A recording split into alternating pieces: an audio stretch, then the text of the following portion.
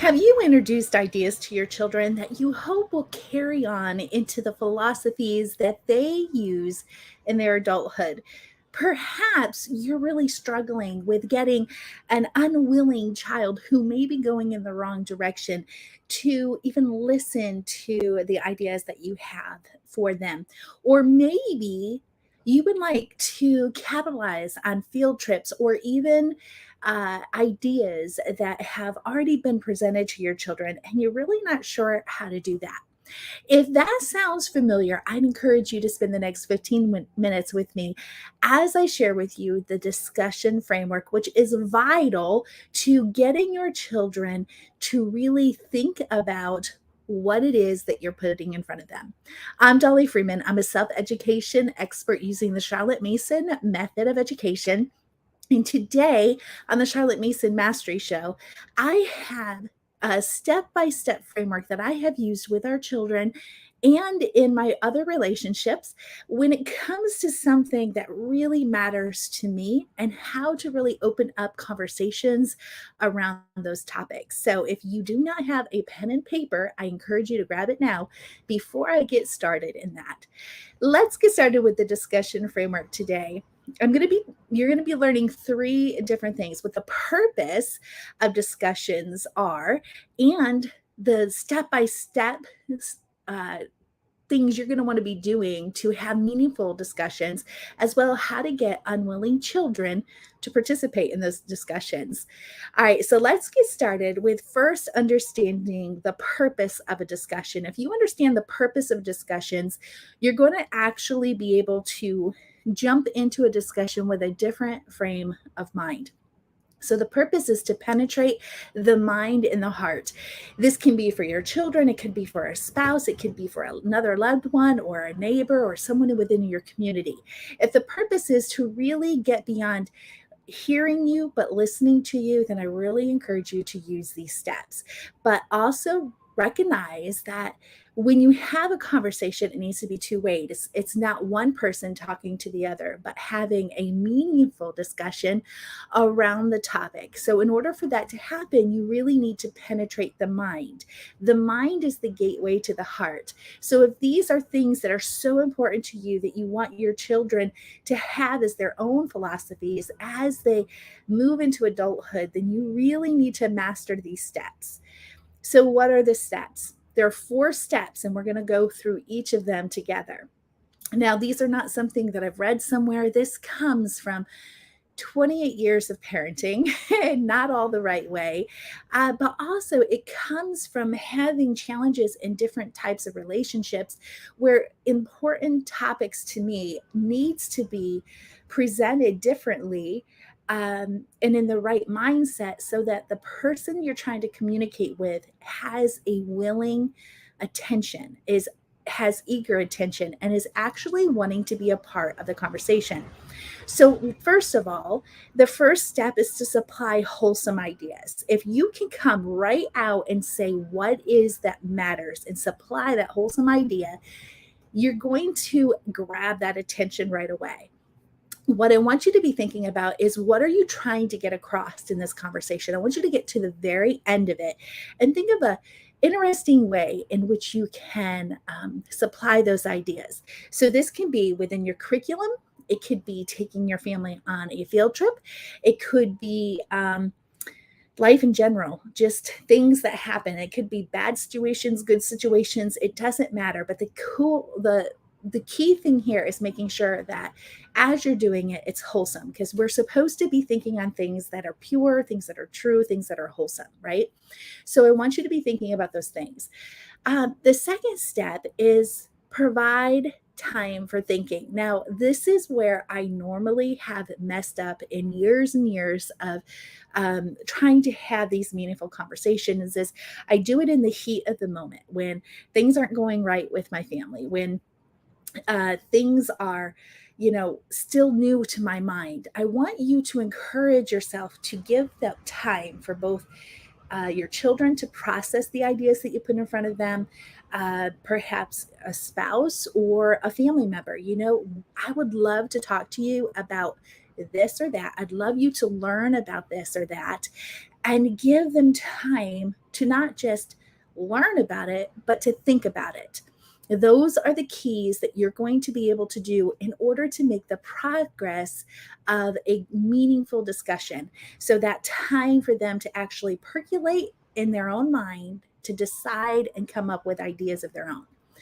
Now, here's step number 3. Now, this is really important, especially if there's a lot of endless friction going on and you feel like you really can't capitalize on these meaningful things that you want. It seize happy moments. This is something Charlotte Mason talks about a lot. And if we can seize happy moments, it means that our attitude and our thoughts are in the right place so that we can have these meaningful discussions with those that we love and care about. And we can all be in the same mindset, that we can have open minds, open hearts.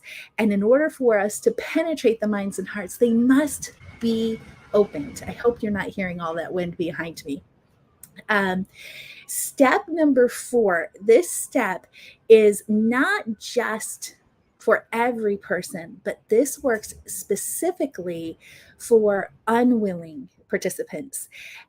This is something that I have found that a lot of times, if I know I'm going into a situation that is already unwilling, and there has already been time to think about it, there's also already been wholesome ideas presented, then I lead with step number 4.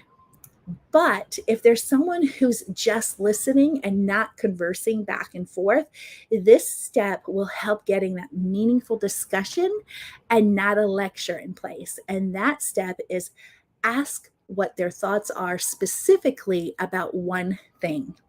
If you can say, what do you think about this one thing? It will automatically put the ball in their court and say, I value your opinion. And when you do that, the gates are opened in the mind, their hearts are opened as well. And then you can process through that together. So what I want you to do is evaluate the discussion beforehand. I want you to think, okay, number 1, is this a willing situation? Is everyone's heart happy? So only to seize happy moments are we able to actually get into that heart and mind. If they're not, start with asking them those questions up front. What do you think about this? Or what was your takeaway about that? What encouraged you? I'm going to go into a field trip really quick because we took a field trip this week. I want you to think about, if your child was just not enjoying or appearing to enjoy about a certain field trip, what I want you to think is, what did you think about, and that one thing that you loved about the field trip? For instance, it could be, what did you think about that mammoth fossil that we found that was almost completely the full body? And get them talking about that. Or what do you think caused this particular aspect? What did you think about that amazing replica of the Kentucky rifle of Davy Crockett's? Go into that and be very specific, because when we ask vague questions that are too broad, it's going to be really hard for someone to join a conversation. But when we get very specific and get right to the nitty gritty of one thing, that's all we need to do is open the conversation with one thing. I hope that helps you, because for me, I have found that when you can really get to the nitty gritty of a conversation and really penetrate the mind and heart of children, you really will have those open conversations. You'll be able to learn how to seize happy moments better. And what I want to tell you is these steps that I just walked you through. Supplying wholesome ideas, number 1. Number 2, provide time for thinking. Number 3, seize happy moments for those discussions. And number 4, ask what their thoughts are about specific things. Those are the 4 steps. You can use them on field trips. You can use them in church, the sermons, to see what they thought about that. You can use it in tough situations within the home, in marriage.